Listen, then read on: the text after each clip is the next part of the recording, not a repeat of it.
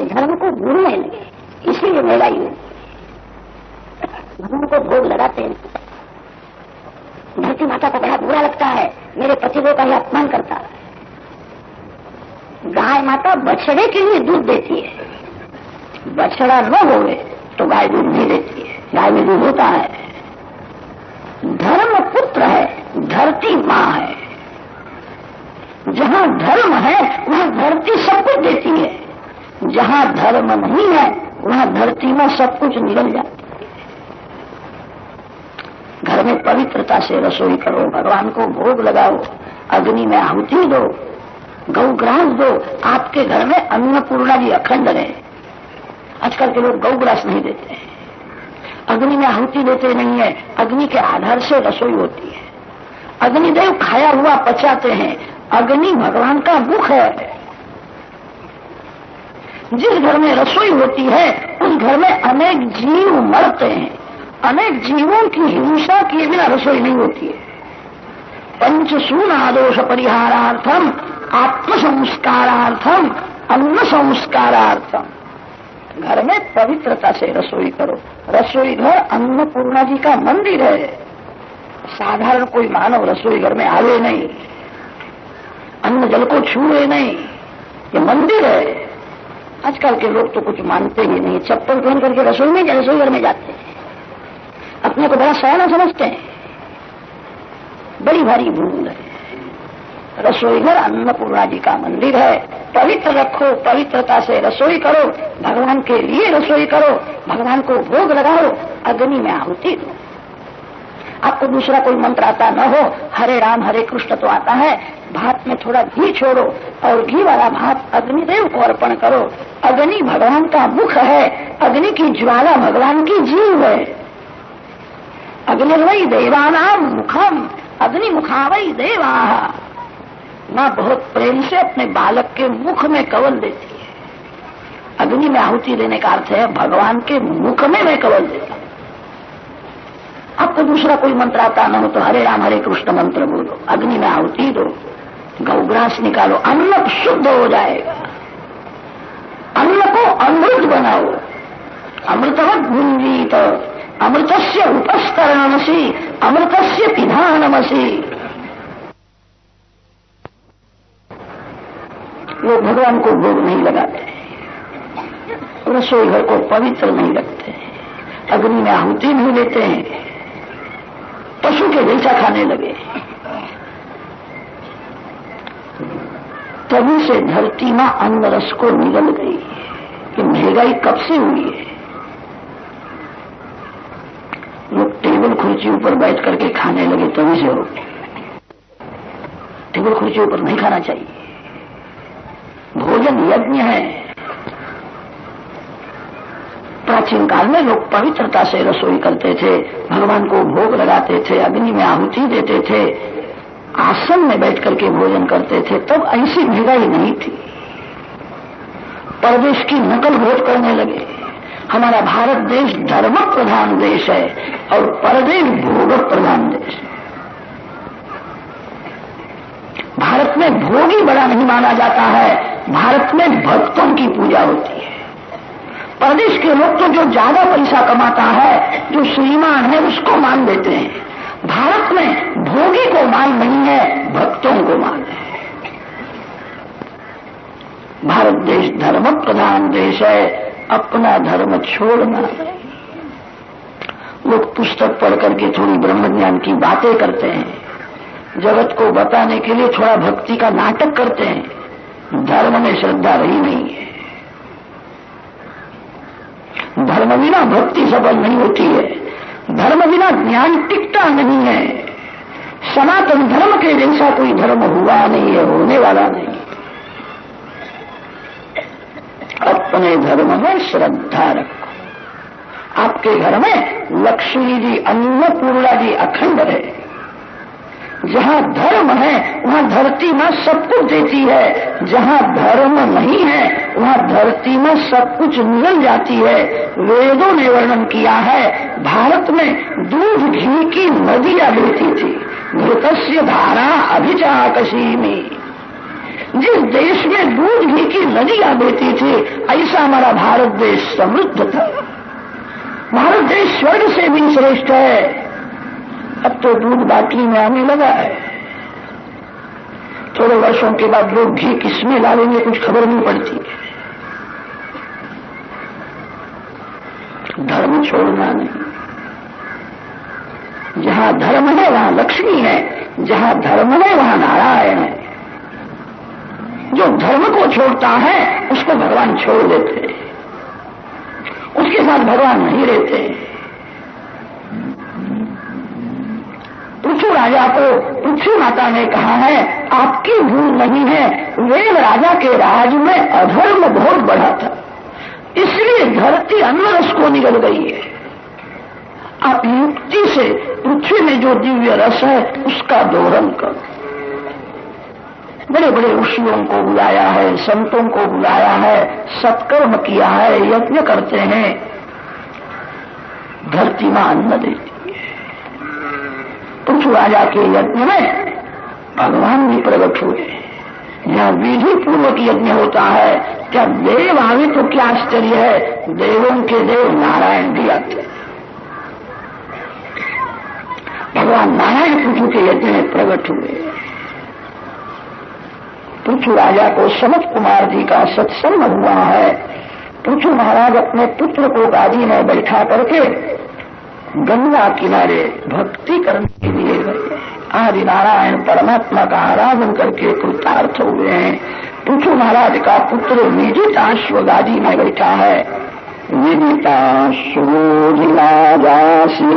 पृथुपुत्र पृथुश्रवः यज्ञेभ्यो ददात काष्ठा भ्रातृभ्यो भ्रातृवत्सलः। विदिताश्व के वंश में हरियश्व नाम का राजा हुआ है। हरियश्व राजा के वंश में प्राचीन बलि राजा हुआ। प्राचीन बलि राजा का लग्न शतद्रुति रानी के साथ हुआ था। उनके यहाँ जो 10 पुत्र हुए वे भी 10 प्रचेता है। प्रचेताओं को प्राचीन बलि राजा ने आज्ञा की है तपश्चर्या करो, तप करने से शक्ति बढ़ती है। जो बलवान है वो सब कुछ कर सकता है। जिसने शक्ति का विनाश किया है, जो बहुत दुर्लभ है, वो धरती को भी भार के जैसा लगता है। शक्ति का विनाश करना ही महान दुख है और शक्ति का संग्रह करना ही महान सुख है। शक्ति का विनाश न होवे, शक्ति का विनाश ही मरण है और शक्ति का संग्रह ही जीवन है। संयम से शक्ति बढ़ती है। बहुत से लोग ऐसा समझने लगे हैं बहुत खाने से शक्ति बढ़ती है। भूल है, ऐसा नहीं है। जो प्रत्येक इंद्रिय का संयम रखता है, आंख से भी शक्ति का नाश होता है, बहुत बोलने से भी शक्ति का नाश होता है। शक्ति का नाश न होवे, शक्ति का संग्रह करना है। तपश्चर्या में एक एक इंद्रिय का संयम रखना पड़ता है। तपस्वी बनो। जो दुर्बल है वो किसी की भक्ति नहीं करता। दुर्बल तो ऐसी इच्छा रखता है लोग मेरी भक्ति करें, लोग मेरी सेवा करें। बलवान बनो। शक्ति के बिना भक्ति नहीं होती है। तपश्चर्या करने से शक्ति बढ़ती है। 10 प्रचेता घर छोड़ करके कच्छप प्रांत में नारायण सरोवर में आए। जो भगवान के लिए घर छोड़ता है। कितने लोग घर में झगड़ा हो गए तो घर छोड़ करके साधु हो जाते हैं, उनको कोई लाभ नहीं होता है। घर के सभी जीवों को भगवान का स्वरूप समझो, सभी में सद्भाव रखो और भगवान के लिए जो घर छोड़ता है। प्रचेता नारायण सरोवर में आकर के बैठे थे। भगवान शंकर जगत गुरु है, सभी के सदगुरु भगवान शंकर है। कस्तम चराचर गुरु निर्वण्यम शांत विग्रहम। जो भगवान के लिए घर छोड़ता है उसको शिवजी महाराज दर्शन देते। नारायण सरोवर की यात्रा जिन वैष्णवों ने की है उनको खबर है नारायण सरोवर में कोटेश्वर महादेव है। प्रचेताओं के लिए भगवान शंकर वहां प्रकट हुए हैं। प्रचेताओं को शिव जी ने रुद्रगीत का उपदेश किया है और कहा है रुद्रगीत का जप करो, जप करने से पाप का नाश होता है, सतत जप करने से वासना का विनाश होता है, जप करने से जीवन सुधरता है, जप करने से ही बिगड़ा हुआ मन शुद्ध होता है। बहुत यात्रा करने से, यज्ञ करने से, दान देने से पुण्य बढ़ेगा, बिगड़ा हुआ मन शुद्ध नहीं होता। श्रीमान लोग बहुत दान देते हैं, अच्छा है, मन बिगड़ा हुआ ही रहता है। यज्ञ करने से, यात्रा करने से, दान देने से थोड़ा पुण्य बढ़ेगा, बिगड़ा हुआ मन शुद्ध नहीं होगा। शांति से बैठ कर जन की कथा सुनाई है। आशी पुरंजनो नाम राजा राजन दुर्भत्सवाहा। वासना से जीव अनेक बार स्त्री होता है, वासना से जीव अनेक बार पुरुष होता है। पुरम शरीरम जनयति पुरंजना।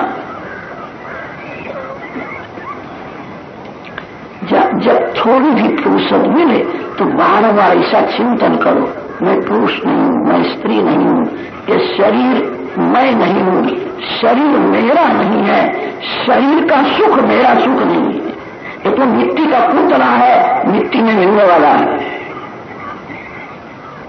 सतत भक्ति करो। आप शरीर से भिन्न हो, शरीर का सुख आपका सुख नहीं है, आप परमात्मा के अंश हो। देह भाव को भूलना है, जो देह भाव को भूलता है उसी को देव का दर्शन होता है। भगवान की भक्ति ऐसी करो आपको याद आवे नहीं कि मैं पुरुष हूं कि स्त्री हूं। जिसको याद आता है मैं पुरुष हूं स्त्री हूं, उसको काम मारने के लिए जाता है। देह भाव को मारना है, आत्मभाव दृढ़ करना है। पुरंजन की कथा सुनाई है, प्राचीन बलि महाराज कृतार्थ हुए। 10,000 वर्ष के बाद प्रचेताओं को नारायण का दर्शन। क्लेश विनाशनाय निरूपितो दान गुणाभयाय मनोवचो वेद पुरोजवाय सर्वाक्ष मार्गे अवताध्वने नमः।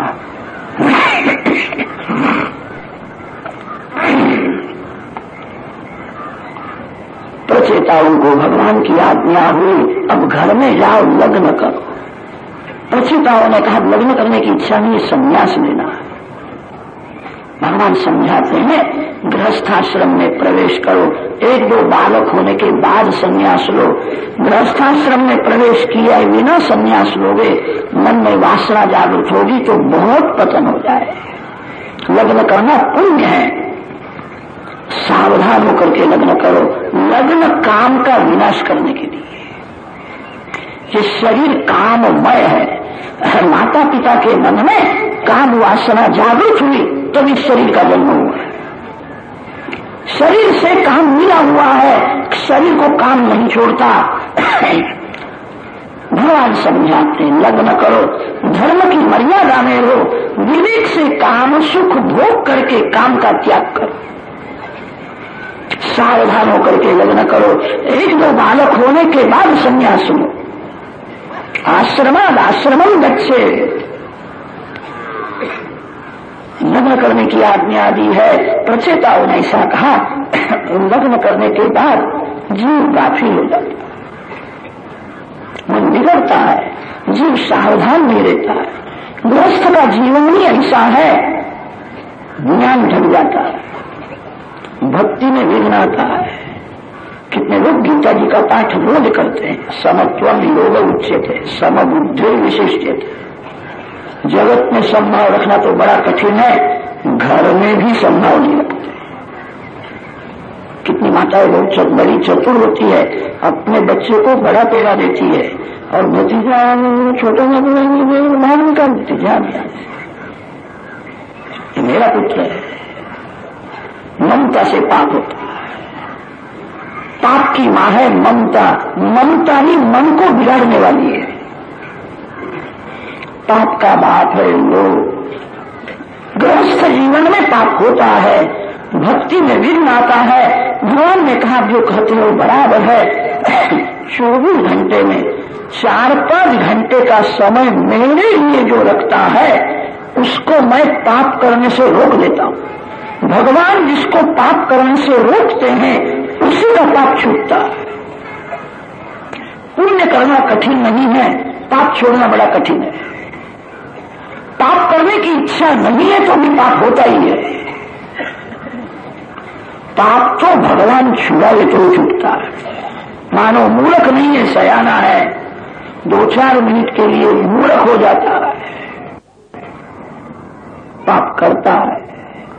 भगवान ने प्रचेताओं के निमित्त से सभी गृहस्थों को उपदेश दिया है 24 घंटे में 4-5 घंटे का समय मेरे लिए रखो। भगवान आपकी संपत्ति नहीं मांगते हैं, आपके पास भगवान समय मांगते हैं। मेरे लिए कितना समय रखा है? कितने श्रीमान लोग तो भगवान को पैसा देकर के ही समझा देते हैं, मैंने इतना रुपया दिया है। पैसा से आप गरीब को प्रसन्न कर सकते हो, पैसा से लक्ष्मीपति को कोई प्रसन्न नहीं कर सकता। भक्ति में धन गौण है। प्राचीन काल में जितने साधु संत हुए हैं प्रायः सभी गरीब थे, श्रीमान संत बहुत ही कम थे। भक्ति में धन गौण है। परमात्मा आपका पैसा नहीं मांगते हैं, आपके पास समय मांगते, प्रेम मांगते हैं। 4-5 घंटे शांति से बैठ करके भक्ति करो। प्रचेताओं को भगवान ने ऐसा कहा है 5 घंटे नियम से जो मेरी भक्ति करेगा उसको मैं पाप करने से रोक लूंगा। गृहे स्वादिशतां चापि पूषाम कुशल कर्मणाम मद्वार्ता यातयामानाम न बंधाय ग्रहामताः। प्रचेता घर में जाते हैं, वार्क्षी कन्या के साथ लग्न किया है, उनके यहाँ पुत्र हुआ, उसका नाम दक्ष प्रजापति। पुत्र बड़ा होने के बाद उसको सब दे दिया है। प्रचेता फिर से नारायण सरोवर में आए, नारद जी का दर्शन हुआ है। नारद जी ने उनको सुंदर उपदेश दिया है। संसार वृक्ष है, संसार वृक्ष का मूल परमात्मा है। मूल में जल देने से झाड़ प्रसन्न हो जाता है। झाड़ के पत्ते के ऊपर पानी देने की जरूरत नहीं है। झाड़ के पत्ते के ऊपर पानी देने मूल सूख जाए तो झाड़ नहीं टिक सकता है। वृक्ष के मूल में जल देना चाहिए। संसार वृक्ष के मूल है परमात्मा। जो परमात्मा को प्रसन्न करता है वो सभी को प्रसन्न करता है। जो भगवान को जानता है वो सब कुछ जानता है। जगत को प्रसन्न करना अशक्य है, जगत के पीछे मत पड़ो। 1000 को जो प्रसन्न करता है 5-10 जीव बिना कारण नाराज हो जाते हैं, शाप भी लेते हैं। जगत को कोई प्रसन्न नहीं कर सका। जगत के पीछे मत पड़ो, परमात्मा के पीछे पड़ो। जो परमात्मा को प्रसन्न करता है वो सभी को प्रसन्न करता है। यथा तरुर्मूल निषेचनेन तृप्यन्ति तत्स्कन्ध भुजोपशाखाः प्राणोपहाराच्च यथेन्द्रियाणाम् तथैव सर्वार्हणमच्युते ज्ञा। प्रचेताओं को ध्रुव चरित्र की कथा सुनाई है। प्रचेता भगवान का आराधन करके वहां कृतार्थ हुए हैं। विदुर जी, आपने प्रश्न किया था प्रचेता कौन है, समय अनुसार ये कथा मैंने सुनाई है, अब आपको क्या सुनना है? विदुर जी ने कहा कुछ भी सुनना नहीं, जो सुना है उसका मनन करना है। आपने बहुत सुंदर बोध दिया है। जीव कौन है, ईश्वर कौन है, पुरंजन किसको कहते हैं, अभिज्ञात किसको कहते हैं, आपने जो बोध दिया है उसका मैं मनन करूंगा। आपने कहा जगत को प्रसन्न करना अशक्य है, परमात्मा के पीछे पड़ो। कथा का एक एक सिद्धांत याद करो। जो सुना है वो घर में जाकर के उसका स्मरण करो। क्या सुना मैंने? कथा सुनने से पाप का नाश होता है, कथा का एक एक सिद्धांत जो याद करता है। ये कथा ऐसी मधुर है, सभी के जीवन में उपयोगी ऐसे सिद्धांत सभी के जीवन में आएंगे। व्यास जी की कथा भी ऐसी मधुर है, जिसको मृत्यु की भीति है उसको शांति नहीं है। सभी के जीवन में उपयोगी ऐसे सिद्धांत कथा में आए। जीव का ईश्वर के साथ संबंध सच्चा नहीं है, जीव का जगत के साथ संबंध सच्चा नहीं है, जीव का ईश्वर के साथ ही संबंध सच्चा। कथा को घर में ले जाओ, जो सुना है उसका मनन करो। विदुर जी ने कहा आपने सुंदर बोल दिया है, अब सुनना नहीं है, जो सुना है उसका मैं मनन करूंगा। विदुर जी कृतार्थ हुए हैं। पंचम स्कंध में परमहंसों की कथा आती है। परमहंसों के दो भेद होते हैं, ज्ञानी परमहंस और भागवत परमहंस। दूध और पानी को मिला करके हंस के आगे रखो, हंस में एक ऐसी शक्ति होती है, पानी को छोड़ देता है, दूध पी जाता है। इस संसार क्या है, दूध पानी मिल गया है। जड़ और चेतन दोनों एक हो गए हैं। शरीर जड़ है, आत्मा चेतन है। जड़ चेतन दोनों भिन्न है, भिन्न होने पर भी एक रूप हो गए। दूध में पानी मिल जावे तो पानी से दूध को अलग करना बड़ा कठिन है।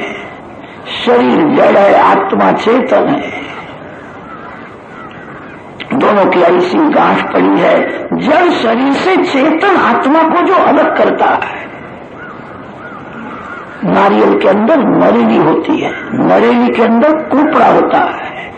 रस कोपरे में है, नरेली में रस नहीं है। नरेली नीरस है, रस कोपरे में है। नारियल में जब तक पानी है तब तक नरेली कोपरे को छोड़ती नहीं है। ये शरीर नरेली के जैसा है, अंदर जो शुद्ध चेतन आत्मा है वो कोपरे के जैसा है। आत्मा रसमय है, शरीर नीरस है। नरेली में रस नहीं है, मिठास तो कोपरे में है। नारियल में जब तक पानी है तब तक नरेली उसको छोड़ती नहीं है। संसार का कोई भी सुख जिसको मीठा लगता है वह शरीर से आत्मा को अलग नहीं कर सकता। शरीर का सुख मेरा सुख नहीं, इंद्रियों का सुख मेरा सुख नहीं। मैं शरीर से इंद्रियों से भिन्न हूं, मैं परमात्मा का अंश हूं। लकड़ी में अग्नि है, लकड़ी को कोई जला सकता है, लकड़ी में जो अग्नि है उसको कोई जला नहीं सकता। आत्मा तेजोमय है, प्रकाशमय है, अग्नि स्वरूप है। यह शरीर लकड़ी के जैसा है। शरीर से आत्मा को जो अलग करता है उसको परमहंस कहते हैं। परमहंसों के दो भेद होते हैं, ज्ञानी परमहंस और भागवत परमहंस। ज्ञानी परमहंस निराकार प्रकाश में ब्रह्म स्वरूप में स्थिर रहते हैं। ज्ञानी परमहंस ब्रह्मनिष्ठ होते हैं और भागवत परमहंस भगवान निष्ठ होते हैं। भागवत परमहंसों की निष्ठा सगुण साकार श्री राम श्री कृष्ण में है। ज्ञानी परमहंस आत्मनिष्ठ ब्रह्मनिष्ठ होते हैं और भागवत परमहंस भगवान निष्ठ होते हैं। ज्ञानी परमहंसों का आदर्श ऋषभ देव जी ने जगत को समझाया है और भागवत परमहंसों का आदर्श भगवत जी समझाया। ज्ञानी परमहंसों की कथा हमारे जैसे संसारी जीवन के लिए बहुत उपयोगी नहीं है। इसलिए सुखदेव जी महाराज ने संक्षेप किया है। भागवत परमहंसों की कथा हमारे लिए उपयोगी है। भागवत परमहंसों की संहिता है तो भी संसार सुख में फंसे हुए गृहस्थों का कल्याण हो यह लक्ष्य में रख करके यह कथा की है। संसार नाम करुणयाः पुराण गुह्यम्। भागवत परमहंसों की कथा हमारे लिए बहुत उपयोगी। निर्गुण निराकार ब्रह्म निष्क्रिय होता है। निर्गुण निराकार ब्रह्म वासना का विनाश नहीं करता है। सगुण साकार परमात्मा के साथ जो प्रेम करता है भगवान वासना का विनाश करते हैं। निर्गुण निराकार ब्रह्म को किसी की दया नहीं आती है, साकार परमात्मा को दया आती है। निर्गुण निराकार ब्रह्म जो है किसी के ऊपर कृपा नहीं करता और किसी को सजा भी नहीं करता। साकार परमात्मा सजा करते हैं और कृपा भी करते हैं। शूर्पणखा को सजा की है, सबरी मां के ऊपर कृपा की है। निग्रह और अनुग्रह ये दो शक्ति निराकार ब्रह्म में दिखती नहीं है। निराकार तो निष्क्रिय होता है, निराकार कुछ भी नहीं करता। निराकार ब्रह्म जब साकार होता है तो भगवान को दया आती है। निराकार को किसी की दया नहीं आती है। निराकार परमात्मा अंदर बाहर सर्वत्र होने पर भी जीव पाप करता है। निराकार ब्रह्म अंदर बाहर सर्वत्र होने पर भी जीव दुखी है। निराकार को दया नहीं आती है। निराकार ब्रह्म जब साकार होता है, भागवत परमहंसों की निष्ठा भगवान में होती है, ज्ञानी परमहंसों की निष्ठा निराकार ब्रह्म स्वरूप में होती है। दोनों का लक्ष्य तो एक है, साधन में थोड़ा फेर। भागवत में दोनों सिद्धांतों का वर्णन किया है। ऋषभदेव जी महाराज ने अपने शरीर को अग्नि में जला दिया है। शरीर जलता है, मैं नहीं जलता। ब्रह्म ज्ञान होना बड़ा कठिन नहीं है, ब्रह्म स्वरूप में स्थिर रहना बड़ा कठिन है। ब्रह्म निष्ठा नहीं होती है। मैं शरीर नहीं हूं ऐसा भाव दृढ़ किया था, शरीर जलता है, मैं नहीं जलता। कैसी ब्रह्मनिष्ठा है। ऋषभदेव जी ने शरीर को जला दिया है। यहाँ पर ब्रह्म स्वरूप में लीन हुए हैं। ऋषभदेव जी के पुत्र भरत जी राजा हुए हैं।